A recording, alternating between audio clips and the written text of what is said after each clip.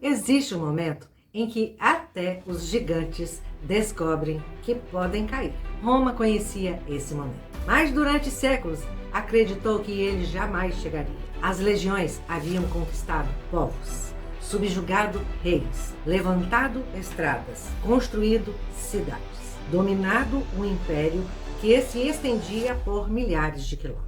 Parecia impossível imaginar que alguém pudesse fazer Roma sentir medo. Mas a história adora lembrar aos impérios que nenhum deles é eterno. E foi justamente quando Roma acreditava conhecer todos os seus inimigos que surgiu um povo vindo de um lugar onde nenhum romano ousava viver. Não vieram navegando pelo Mediterrâneo, não marcharam pelas estradas romanas, não cercaram fortalezas durante meses. Eles simplesmente apareciam, como uma tempestade, como um vendaval, atravessando as planícies. Primeiro, uma nuvem de poeira. Depois, um som de centenas de cascos golpeando a terra. E, finalmente, homens montados que pareciam fazer parte do próprio cavalo. Para os romanos, era como se as criaturas saídas de um pesadelo tivessem atravessado o horizonte. Seu nome? Os Hunos. E entre eles ergueu-se um líder cujo nome atravessaria 15 séculos. Átila, o homem que a tradição cristã passaria a chamar de o flagelo de Deus. Mas será que ele era realmente o monstro que a história nos ensinou?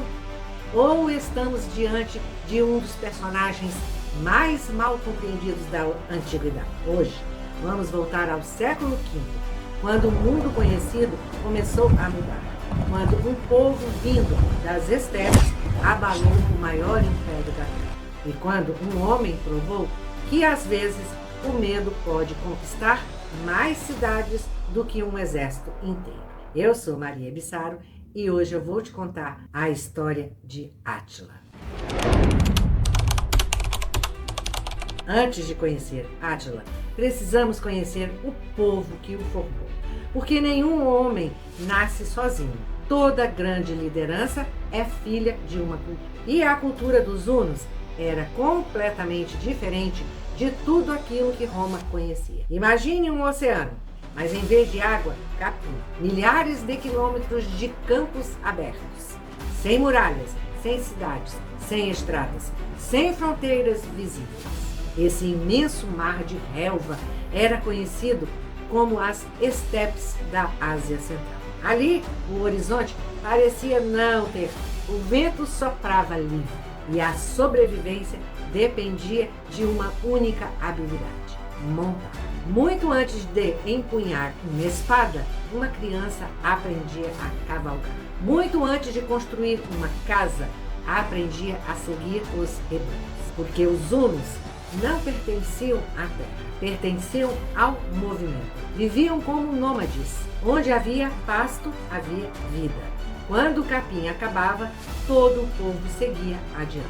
Levantavam acampamentos, desmontavam tendas e desapareciam no horizonte. Era uma existência dura, mas extremamente eficiente. Enquanto os grandes impérios dependiam de cidades, celeiros, estradas, pontes e longas linhas de abastecimento, os hunos carregavam praticamente tudo o que precisavam consigo. Essa mobilidade seria uma de suas maiores armas.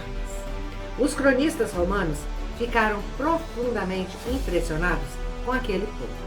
E Mário Curtis Giordani, dessa obra, cujo nome é A História dos Reinos Bárbaros, recupera uma das descrições mais marcantes da antiguidade, escrita por Amiano Marcellino. É importante lembrar que esse relato reflete o olhar de um romano diante de um inimigo temido, um olhar marcado pelo espanto e pela guerra. Segundo essa descrição, os hunos tinham o rosto marcado por cicatrizes, pouca barba, pescoço grosso, membros robustos e pernas arqueadas, pelo hábito constante de cavalgar.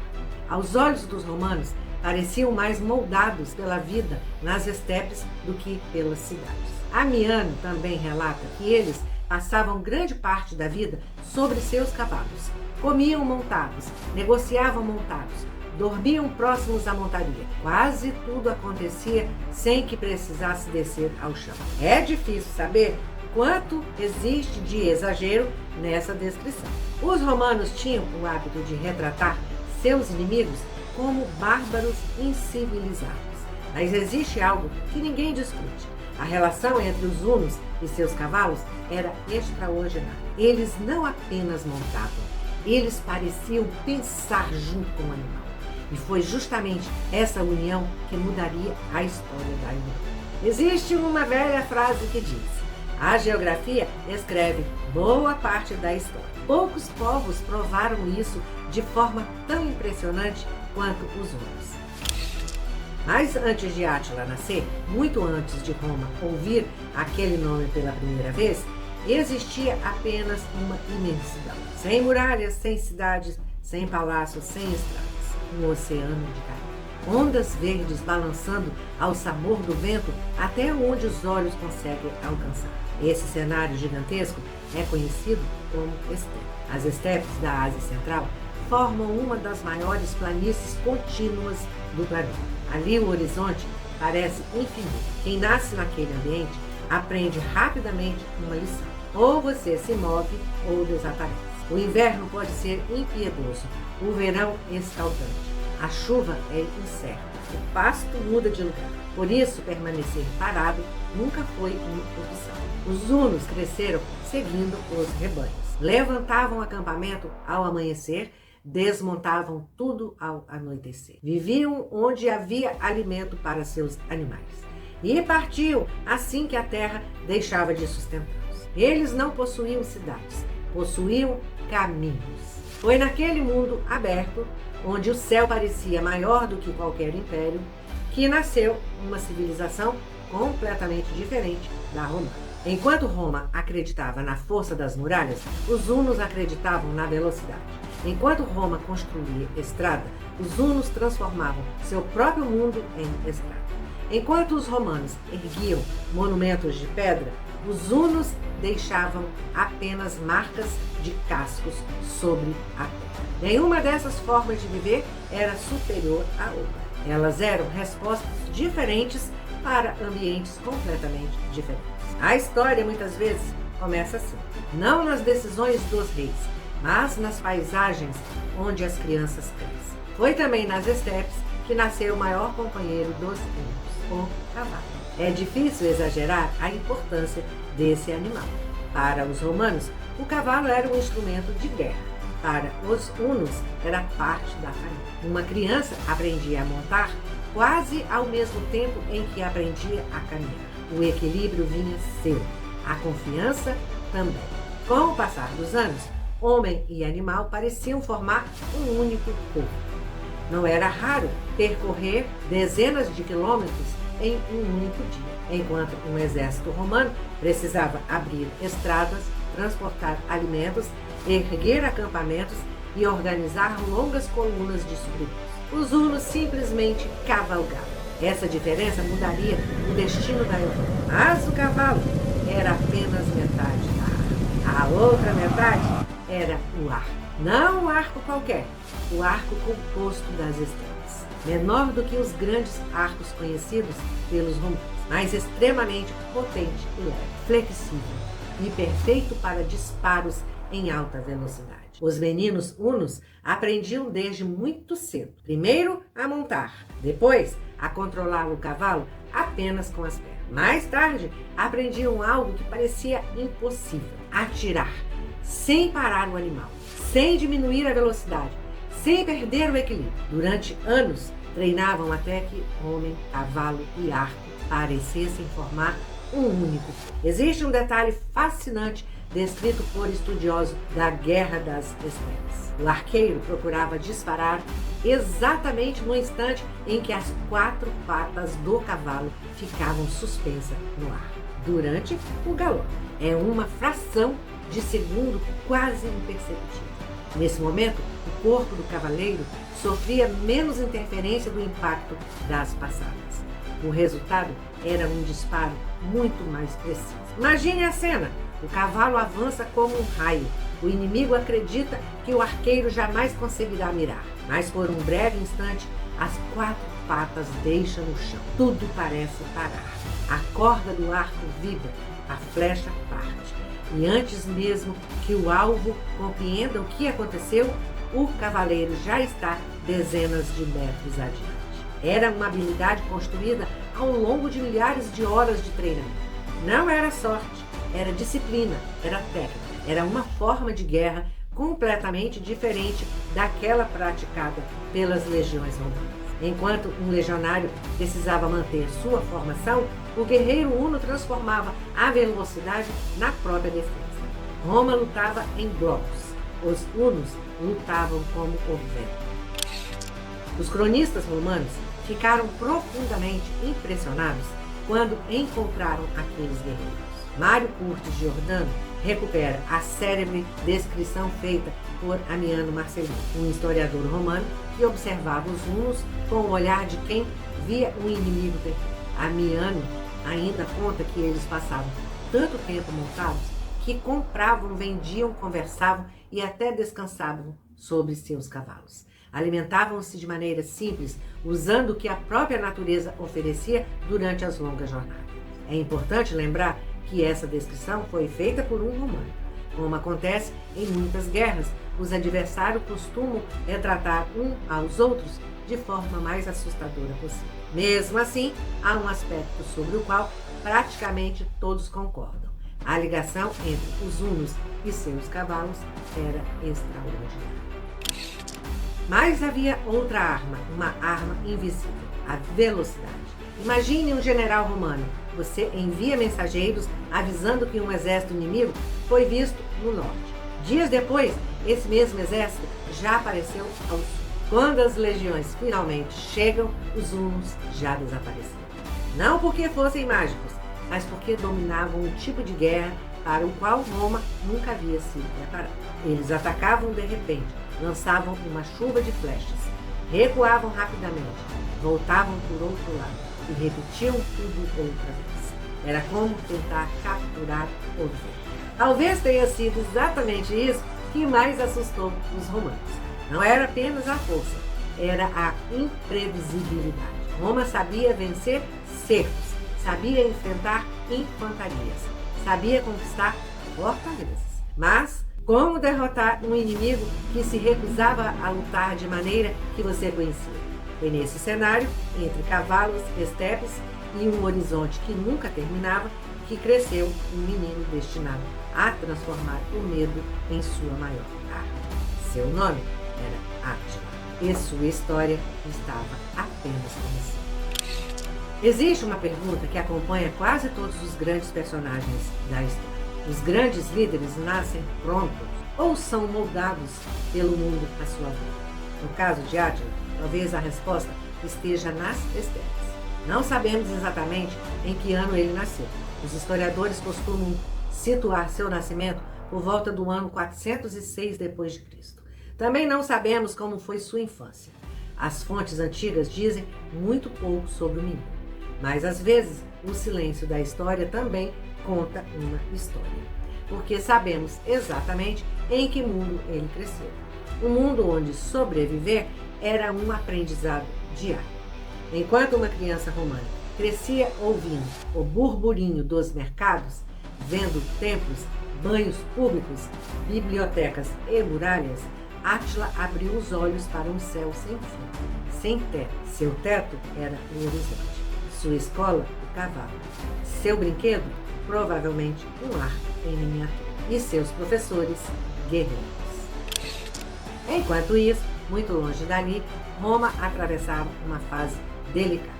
O Império Romano já não possuía a mesma força dos tempos de Augusto ou Trajano. As fronteiras estavam sob constante pressão. A economia enfrentava dificuldades. As disputas políticas enfraqueciam o poder central. Os imperadores se sucediam rapidamente e cada vez mais Roma precisava negociar com os próprios povos que antes derrotava. Muitos chefes bárbaros recebiam ouro romano, outros serviam como aliados. Alguns eram contratados para defender as fronteiras. O gigante ainda estava de pé, mas começava a caminhar com dificuldade. Enquanto isso, nas estepes, o jovem aprendia exatamente o contrário. Como crescer, como conquistar, como avançar. É curioso.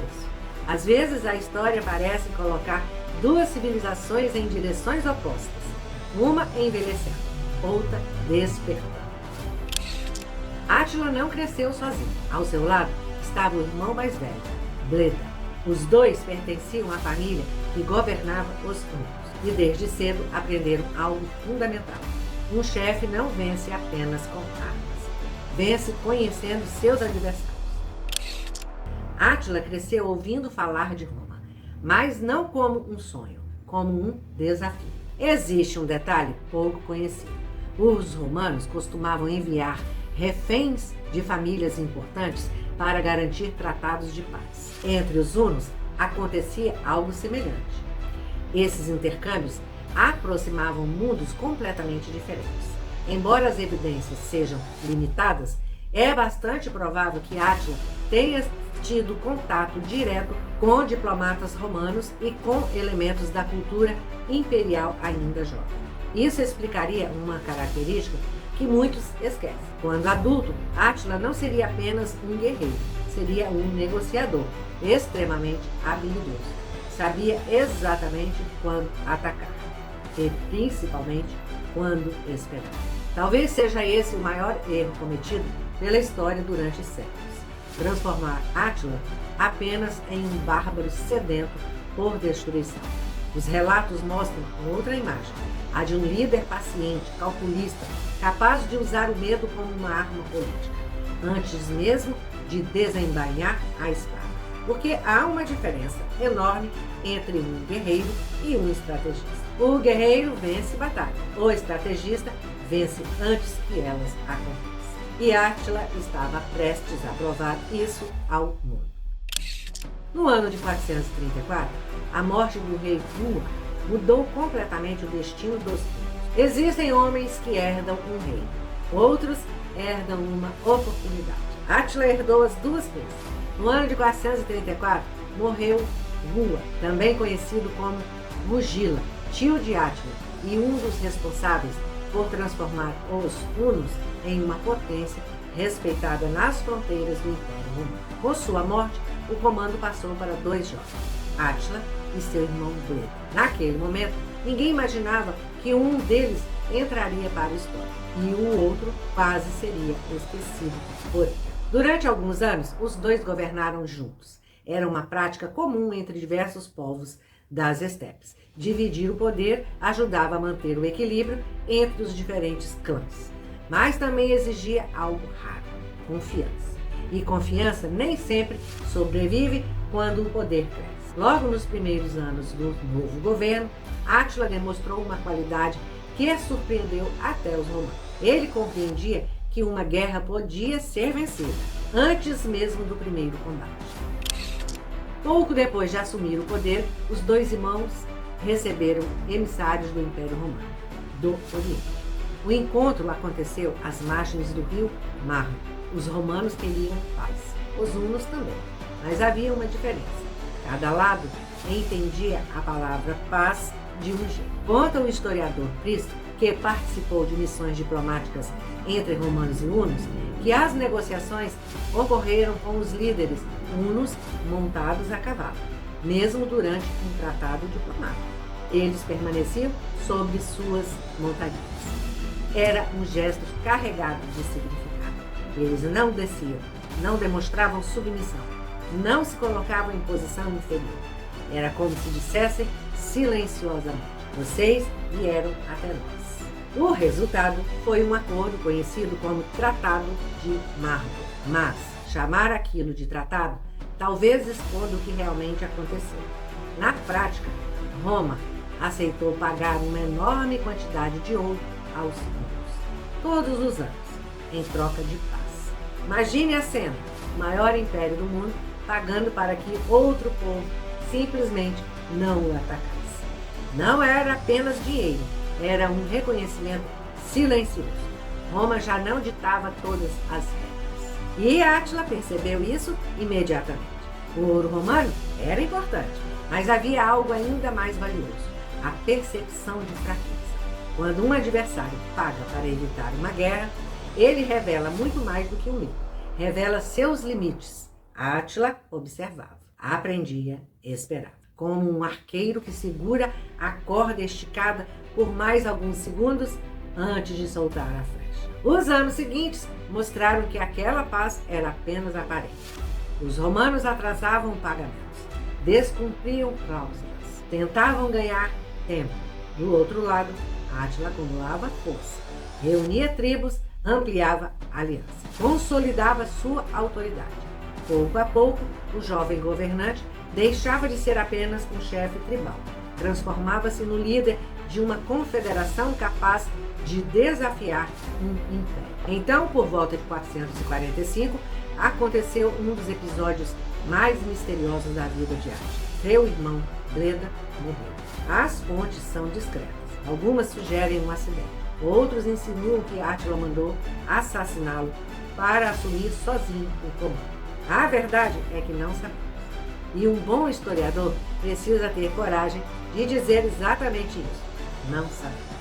O que sabemos é que depois da morte de Bleda, não existiam mais dois reis. Existia apenas um. Foi nesse momento que Átila deixou de ser um governante promissor e começou a se tornar uma lenda. Sob seu comando, a Confederação dos Hunos atingiu um nível de unidade jamais visto. Povos diferentes passaram a lutar sob a mesma liderança. Não porque todos fossem hunos, mas porque reconheciam naquele homem uma autoridade difícil de desafiar. Era um líder respeitado, temido e extraordinariamente eficiente. Enquanto isso, em Constantinopla, os imperadores faziam contas. Quanto ouro ainda seria preciso enviar? Quanto tempo aquela paz compraria? Quanto custava manter Átila longe das muralhas? Talvez sem perceber, Roma cometia um erro que se repetiria muitas vezes na história. Confundia pagamento com solução. Mais dinheiro não compra tempo, nunca compra ambição.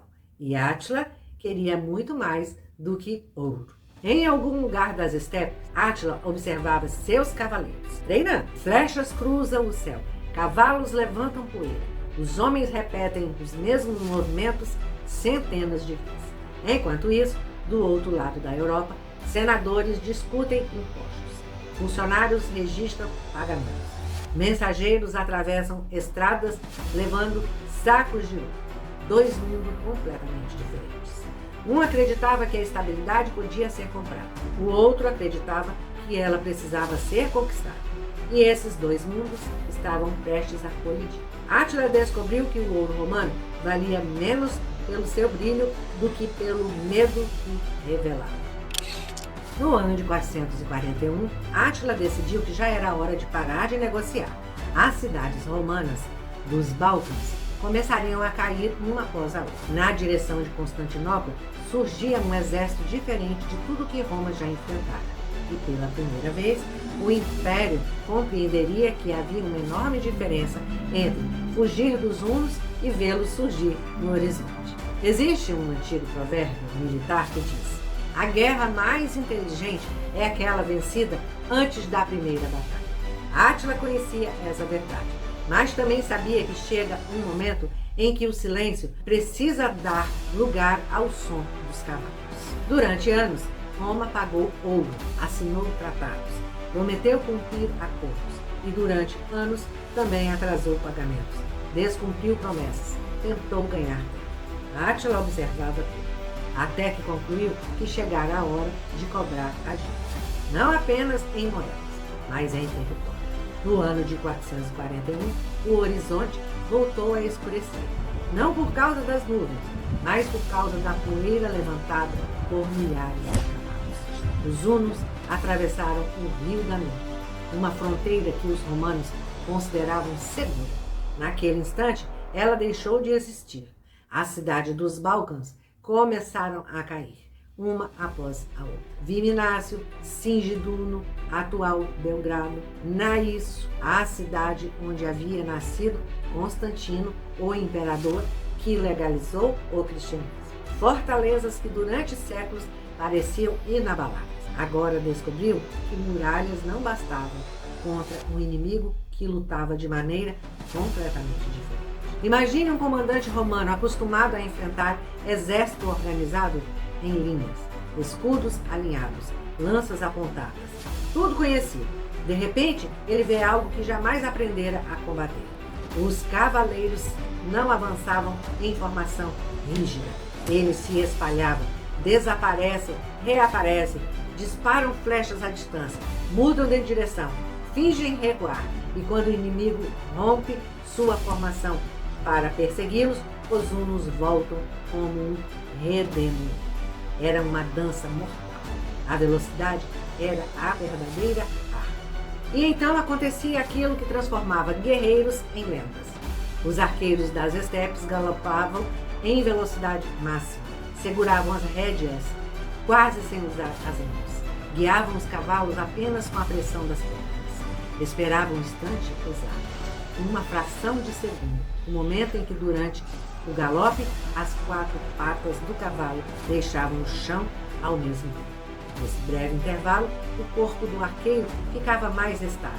Era ali que a flecha era lançada. Precisa, rápida, quase impossível de evitar. Para um legionário romano, parecia um milagre. Na verdade, era o resultado de uma vida inteira de treino. Os hunos não aprendiam essa técnica em quartéis.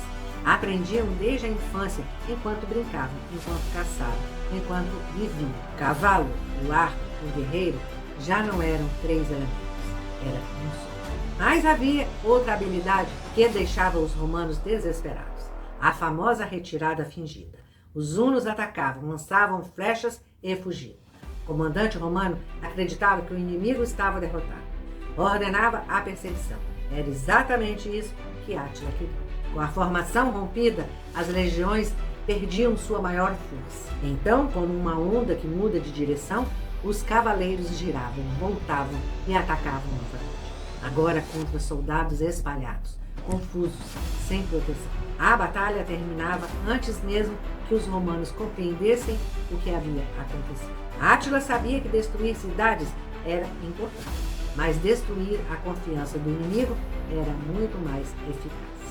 Cada fortaleza conquistada espalhava uma notícia. Cada notícia aumentava o medo. E cada cidade que se rendia sem lutar economizava homens, cavalos e tempo. Era uma guerra travada também na imaginação. Enquanto isso, em Constantinopla, o imperador Teodório II recebia relatórios cada vez mais preocupantes. As cidades estavam caindo. Os sobreviventes fugiam. Os tributos já não bastavam. Pela primeira vez, a capital do Império Romano do Oriente percebia que talvez o ouro não fosse suficiente para conter Átila. Mas havia um obstáculo que ele ainda não conseguia superar: as gigantescas muralhas de Constantinopla, construídas décadas antes pelo imperador Teodósio.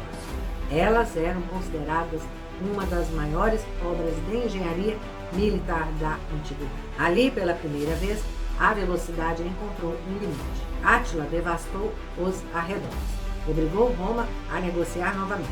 Mas Constantinopla permaneceu, não porque os hunos fossem fracos, mas porque nem mesmo o maior cavaleiro das estepes podia atravessar muralhas daquela magnitude sem uma máquina de cerco capaz de derrubá-las. Foi uma lição importante. Nem toda vitória dependia da força. Às vezes dependia da fé. Mas Átila não saiu derrotado. Saiu mais rico. Os romanos aceitaram pagar ainda mais ouro. Era um acordo humilhante. E Átila compreendeu, mais uma vez, que cada saco de moedas entregue por Constantinopla dizia a mesma coisa: ainda temos medo de você.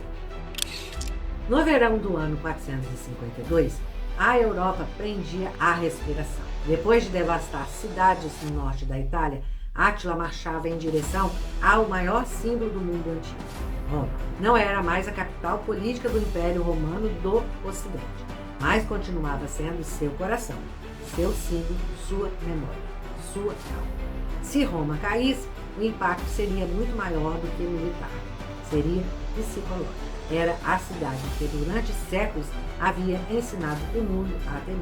Mas então aconteceu algo inesperado. No caminho, Átila recebeu uma pequena comitiva. À frente dela não vinha um general, nem um imperador. Vinha um velho sacerdote. Seu nome era Leão I, hoje conhecido como Papa São Leão Magno. Os dois homens se encontraram às margens do rio Mincio. Não sabemos exatamente o que conversaram. Nenhum cronista registrou aquele diálogo. E talvez isso tenha tornado esse encontro ainda mais fascinante. Durante séculos, a tradição cristã afirmou que o Papa convenceu Átila por um milagre. Alguns relatos medievais chegaram a dizer que os apóstolos Pedro e Paulo apareceram armados atrás do pontífice, ameaçando o líder. É uma imagem belíssima, mas pertence ao campo da tradição religiosa, não da comprovação histórica. Os historiadores trabalham com hipóteses mais concretas, e elas são igualmente interessantes. Naquele momento, o exército de Átila enfrentava dificuldades. As campanhas haviam sido longas, a fome começava a aparecer, doenças circulavam entre homens e cavalos. Além disso, o imperador do Oriente mobilizava tropas para ameaçar a retaguarda dos hunos. Átila era corajoso, mas nunca foi imprudente. Ele sabia reconhecer quando uma vitória podia custar caro demais. Talvez tenha percebido que conquistar Roma não significava necessariamente vencer a guerra. Então tomou uma decisão surpreendente. Virou seus cavalos e partiu. Roma estava salva. Curiosamente, esse gesto aumentou ainda mais o mistério em torno de sua figura. Porque o homem que aterrorizara a Europa desistiria justamente diante da cidade mais famosa do mundo? Talvez nunca saibamos a resposta completa. Mas uma coisa é certa. Até sua retirada alimentou a luta. No ano seguinte, 453, Átila decidiu celebrar. Casou-se com uma jovem chamada Ildico. As crônicas descrevem uma grande festa, banquetes, bebida, música. Depois de anos de campanhas, parecia que finalmente chegara o momento de descanso. Mas a história às vezes escreve seus capítulos mais dramáticos durante a madrugada. Na manhã seguinte, Átila estava morto, sem batalha, sem espada, sem exército inimigo. O homem que sobrevivera a centenas de combates morreu em sua própria... Como morreu? Ninguém sabe ao certo. Os relatos mais antigos, como o do historiador Prisco, sugerem que sofreu uma intensa hemorragia nasal durante a noite. Embriagado após o banquete, teria aspirado o próprio sangue e morrido asfixiado. Outras versões afirmam que rompeu um vaso sanguíneo. Há quem fale em aneurisma. Outros imaginam um assassinato cometido por Ildico, mas até hoje nenhuma dessas hipóteses pode ser comprovada. Talvez exista algo poeticamente irônico nisso. O homem que fez reis e imperadores tremerem foi vencido por um inimigo invisível. Os hunos choraram seu líder. Segundo os relatos antigos, cavaleiros deram voltas ao redor do seu corpo, cantando feitos de guerra. Não lamentavam sua morte com lágrimas, celebravam com coragem. Dizem que seu corpo foi colocado em 3 caixões, um de ouro, um de prata, outro de ferro. O ouro representava as riquezas conquistadas, a prata, o poder, e o ferro, as armas com as quais havia dominado seus inimigos. Conta a tradição que os homens que cavaram sua sepultura foram mortos logo depois. Assim, ninguém jamais descobriria como descansava Átila. Até hoje, o túmulo do flagelo de Deus continua sendo um dos grandes mistérios da história. Mas a verdadeira surpresa veio depois. Sem Átila, o enorme Império Huno começou rapidamente a se fragmentar. Os povos submetidos aproveitaram a oportunidade para recuperar sua autonomia. Na Batalha do Rio Nedal, por volta de 454, a confederação construída por Átila praticamente se desfez. Parecia o fim, mas não era, porque a história raramente desaparece por completo. ela muda de forma. Muitos grupos associados aos hunos permaneceram espalhados pelas planícies da Europa Ocidental. Ao longo dos séculos, misturaram-se com outros povos das estepes, como ávaros, búlgaros, magiares e diversos grupos túrquicos. É importante fazer uma distinção histórica. Não podemos afirmar que países atuais sejam descendentes diretos dos hunos. A relação é mais complexa. A Hungria, por exemplo, preservou durante a Idade Média uma tradição que ligava simbolicamente os magiares à Ática. E essa memória continua presente em parte da cultura húngara. Mas os magiares chegaram à região séculos depois dos hunos e constituem um povo diferente. Na Ucrânia, Romênia, Sérvia e outras áreas da Europa Oriental, os hunos também deixaram marcas pela passagem do seu império, influenciando movimentos populacionais e transformações políticas, embora não tenham originado diretamente esses estados modernos. Ou seja, o legado de Átila não está em um único país, está no mapa da Europa. Sua chegada acelerou as grandes migrações, alterou o equilíbrio entre romanos e povos germânicos e ajudou a redesenhar o continente. O homem que nunca conquistou Roma, mas mudou o mundo. Átila nunca se sentou no trono dos césares, nunca governou o Império Romano, nunca entrou triunfante em Roma. E ainda assim, poucos homens provocaram mudanças tão profundas na história da Europa. Sua presença acelerou transformações que já estavam em curso. Mostrou que o Império Romano não era invencível. Empurrou povos inteiros para novas terras. Mudou fronteiras, mudou alianças, mudou o destino de um continente. Talvez seja por isso que seu nome continua vivo 15 séculos depois. Não porque tenha destruído Roma, mas porque obrigou Roma a olhar para si mesma e perceber que os dias de sua eternidade estavam chegando ao fim. No começo desse vídeo, eu disse que os gigantes também descobrem que podem cair. Átila não derrubou Roma sozinho. Seria injusto dizer isso.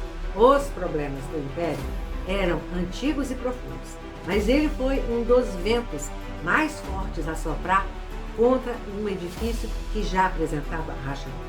E quando o vento encontra uma estrutura enfraquecida, a queda deixa de ser uma questão de força, passa a ser uma questão de...